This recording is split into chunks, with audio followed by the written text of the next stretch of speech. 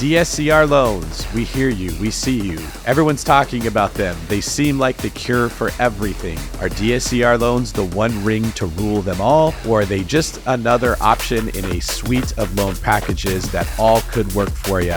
You will know this and more after listening to today's episode of Mortgage Monday.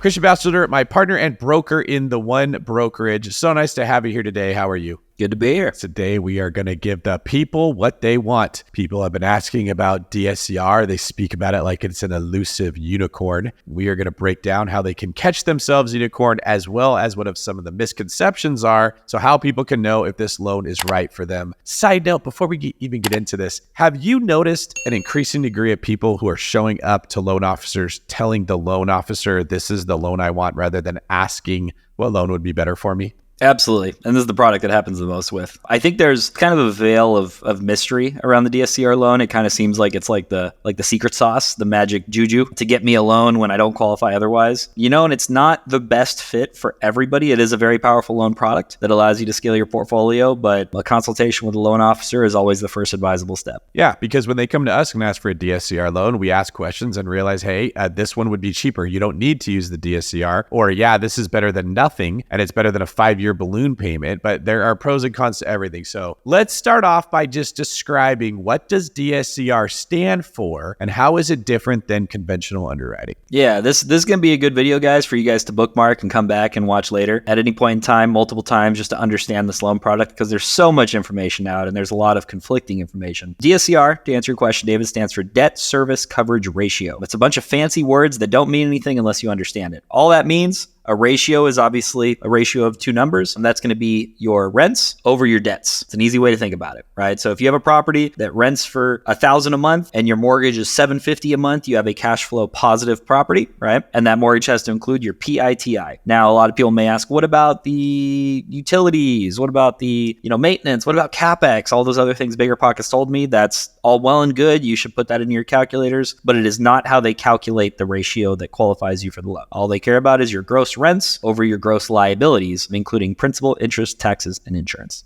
Yeah, and it's not a revolutionary concept. We have been valuing commercial loans with this very same ratio for as long as I have been in investing. What's revolutionary is that now there are loans that you can use with the same structure for residential real estate. It was never this way. You always had to qualify to buy residential real estate by your own debt to income ratio, which created a host of problems. Because once you've got a whole lot of real estate, you've got a whole lot of debt, and that means your income has to continue to grow with it. And it becomes hard to keep qualifying with every single house. The next one becomes harder. Well, with DSCR ratios, that's not the case. The better you buy, the better you are when it comes to the loan. It actually is a way of sort of built in protecting the lender against default, because they're making sure that the property can pay for itself. Now, one of the detriments of DSCR financing in commercial real estate was that you never got a 30-year fixed rate mortgage. You got maybe a 20 or 25-year amortization schedule with a 5-year balloon payment. You were constantly having to refi these properties. You never knew what your interest rate was going to be 3 to 5 years in the future. But that's not the case with some of these DSCR loans now. So tell me about what people can expect if they do go the DSCR route on residential real estate. Yeah, I'd say 3 main options with the DSCR loan. One is your standard 30-year fixed. It's amortized over 30 years. You pay over 30 years. You're done on year 30. Pretty easy. The second option is you can do an interest-only period. It is still 30 years, but you have a 10-year interest-only period. So you have 10 years of interest-only payments, and then it converts to a 20-year amortized loan in year 11 through 30, right? So after your first 10 years. We also have it's called a 40-year option, but it's not. It's interest-only for 10 years, and then it converts to a 30-year amortized loan. And they call that a 40-year loan, but it's not, because it's not actually amortizing over those 40 years, but it's a 40-year option. Every DSCR loan is going to fall into one of those 3 categories.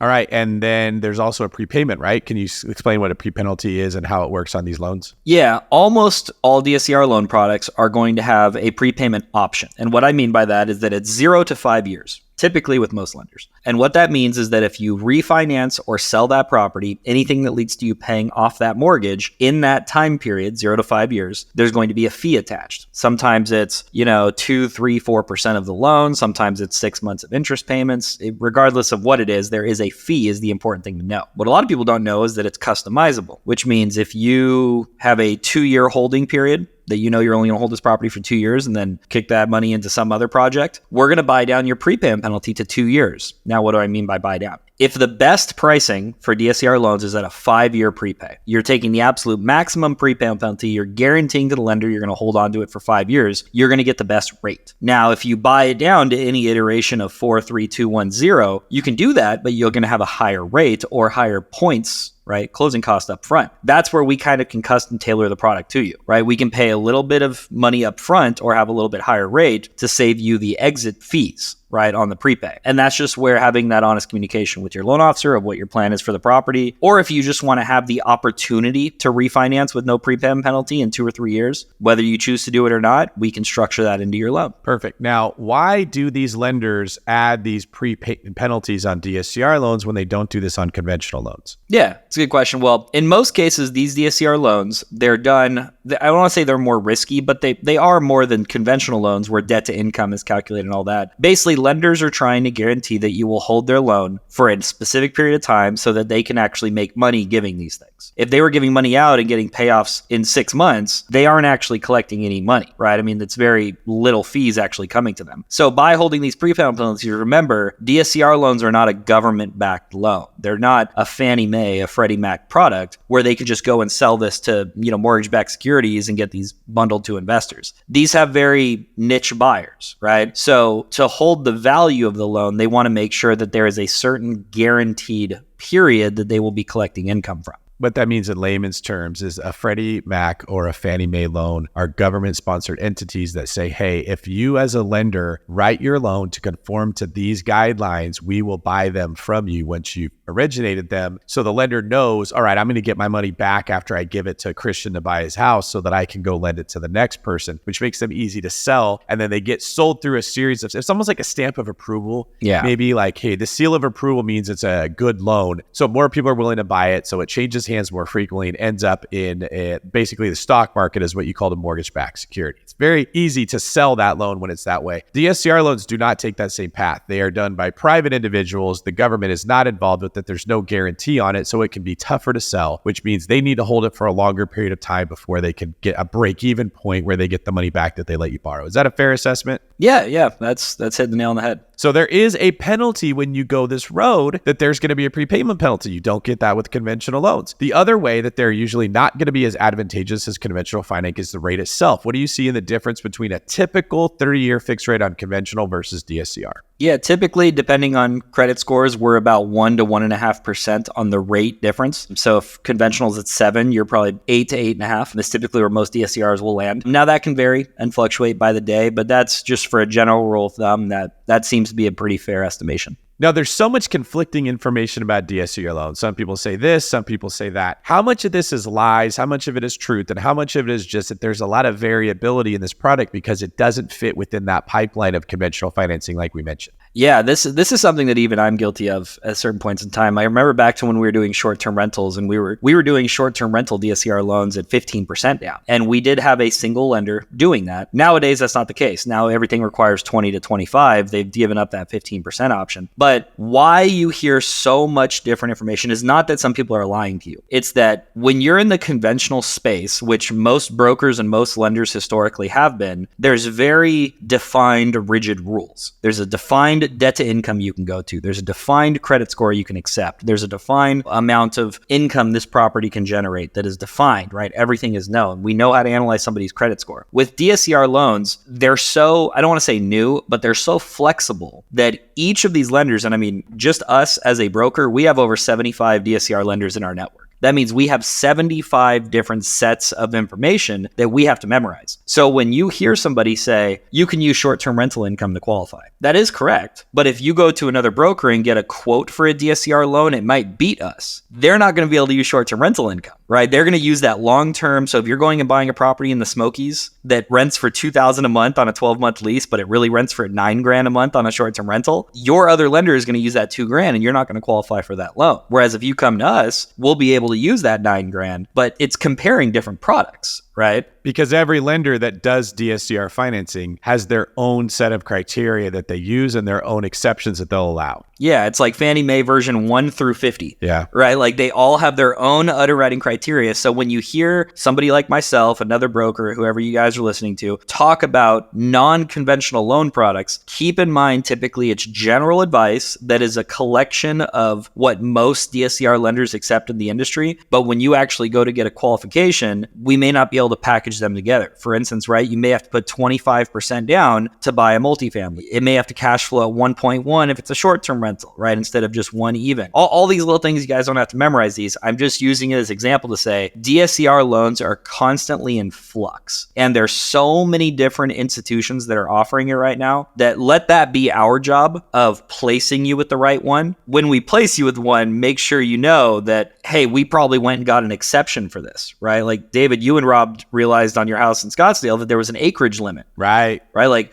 DSCR loans didn't want to lend on a 7 acre, however many acres your property is, a 7 acre property or whatever it is. That's something that unless a broker has encountered that and gone through that, they're not going to know. And they're just going to go give you a rate quote. They're going to give up easy. They're going to get told no. They're going to say can't do it. And that's what you're going to hear. They're not going to fight their way to the top of that company and say, well, what would it take for you to do the loan? And that's what we did. We got an exception, right? And that's something that conventional, there's no such thing as exceptions, right? In non-QM lending, depending on the relationship your broker has with the lender, a lot of times you can get things through just based on good communication and good documentation that otherwise you wouldn't be able to. In your guys' instance in Scottsdale, the cash flow and the quality of that property was so high that the lender was willing to say, okay, we'll accept the acreage limit. But we had to fight for that. That was a denial, day one. We had to fight to get it to an approval. Yeah, that's a really good point. You're also making me remember part of the reason that he and I got that house at the price we did was it sat on the market for an exceptionally long period of time for a property of that quality. It's not like it was on there for a year, but literally the land that we bought is worth more than the land with the house on it. Like it should have sold for so much more. And the reason was all the other people that were trying to buy it were trying to use conventional financing and they hit that acreage limit where the lender said, no, we will not lend on an area that has this much acreage because there's a rule that basically lenders are protecting themselves if they have to foreclose. They don't want to take a bunch of land. And they assume that if it's a little house on a big area of land, the majority of the value is in the land, not the house. It'll be harder for them to sell. But we were able to get it for what we did because you were able to find a lender that would let us use a DSCR loan to buy the house and made an exception. So we paid,